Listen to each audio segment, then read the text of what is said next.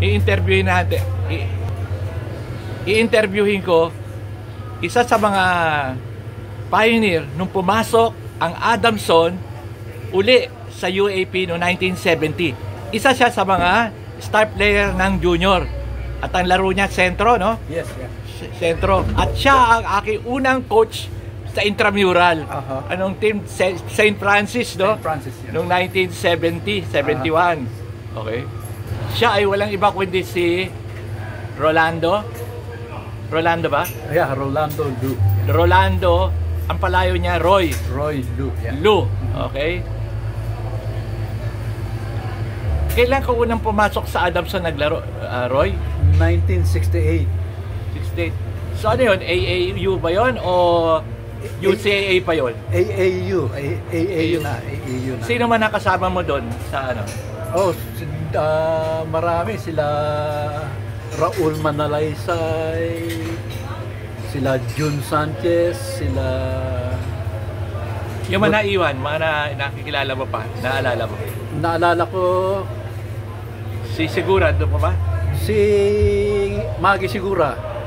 Si Bobby, no? Si Robert. Bobby. Si Robert, si Ompong, yung mga... Si Manalastas, ano na ba? Manalastas, Danny Manalastas, yeah. Si Jojo Salameda, si Jun Soriano, yung iba hindi ko na matandaan. Tagal na kasi. Sino, paano ka nakapasok sa Adamson? Ano? Iba, ayun. Sinong coach nyo doon? Nung pumasok ako, ang coach namin si nag-umpisa ako kay Escobar. Naabutan mo si Yeah, naabutan pa si Escobar. Tapos tapos si Nick Jorge na. Nick Jorge. Okay. Tapos si Verona. Dalawang sikat na ano mo. Baka legend.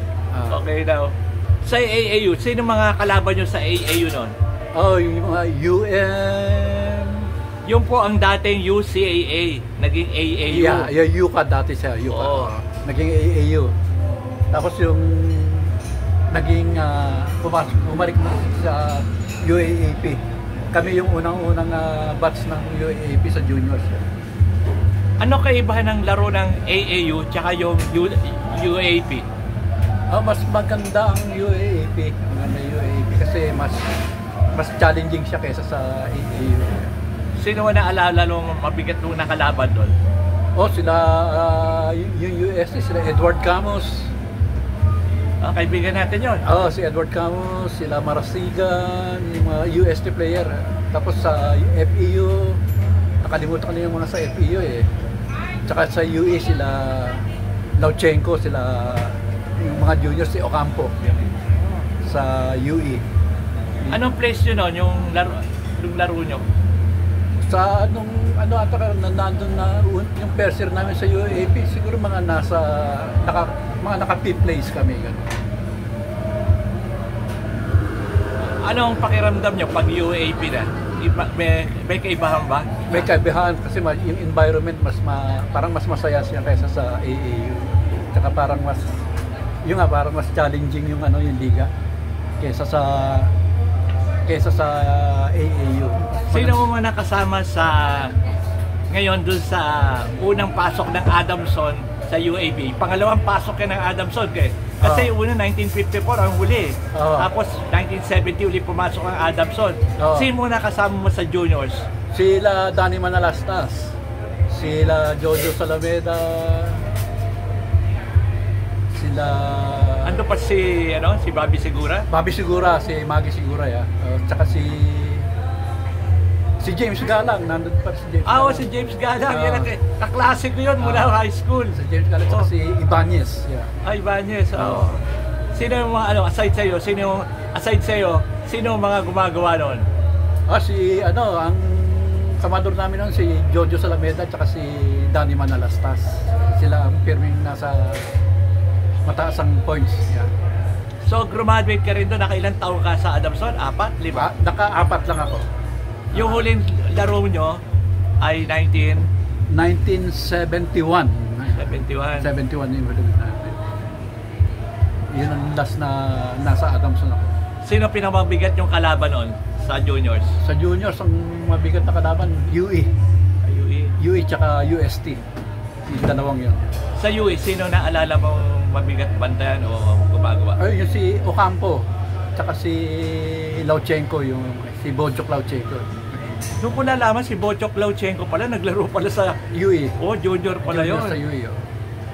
Tapos, saan ka na naglaro? Hindi ka na naglaro? Hindi na, tumigil na ako ng basketball, nag-migrate na ako ng US. Saan sa US? Sa LA. Sino man nakakilala mo doon, naalala mo, nakikilala mo pa sa US, mga kaibigan mo doon na Adamson? Ang naalala ko nandun si Ramon Calma, yung kapatid ni Hector Calma. Ah. Nasa US siya. Teka, ilang beses kayo nagta-practice doon sa junior?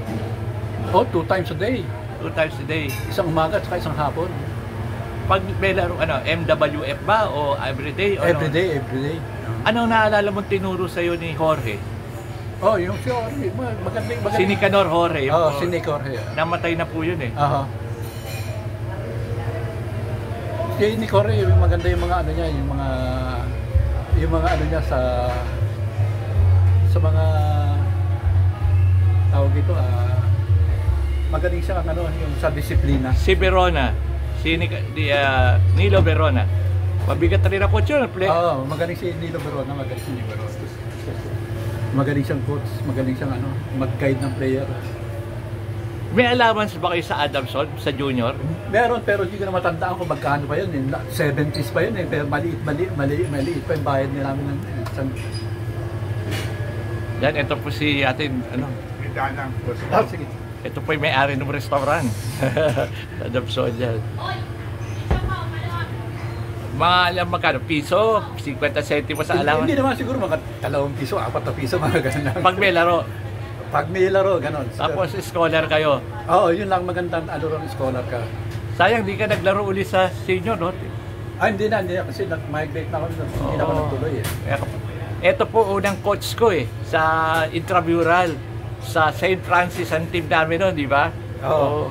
Di ko alam kung ano tingin niya sa pinagtiyagan ako, hindi ko alam ba't ako kinuha, siguro naawa na sa akin. Ayun po, maraming salamat ha. Sige. Batiin mo na lang kung sino gusto mong batiin. Salamat din. Binabati ko na lang yung mga taga-Adamson, yung mga kabats ko. Okay. Thank you. Ito rin. Okay, bye.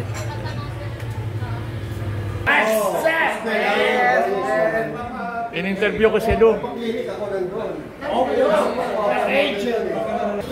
I-edit ko na lang yan.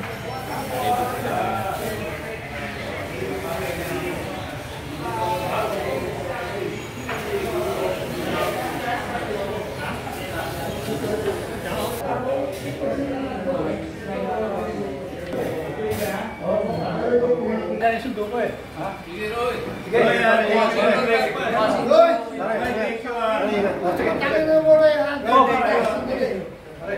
Until next time, Roy. Until next time, Nice meeting you. Kita tayo ulit. Video. Alex de Guzman. Alex de Guzman. Okay, tama na. Ayan po si Roy Lu noon. Ayan po siya. Eto na siya. Ano ba yan? Hindi ako kasama. Ano kasama ka? Andiyan sa history. Halika na.